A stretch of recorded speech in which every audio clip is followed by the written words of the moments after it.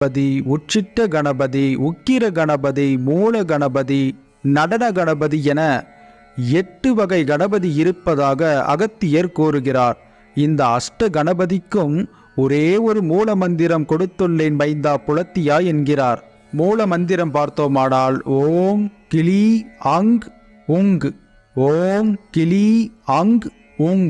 இந்த மூல மந்திரத்தை எவ்வாறு பயன்படுத்தி பயனடைய வேண்டும் அதையும் தன்னுடைய பாடல் மூலமாக விரிவாக கொடுத்துள்ளார் அகத்தியர் பெருமான்.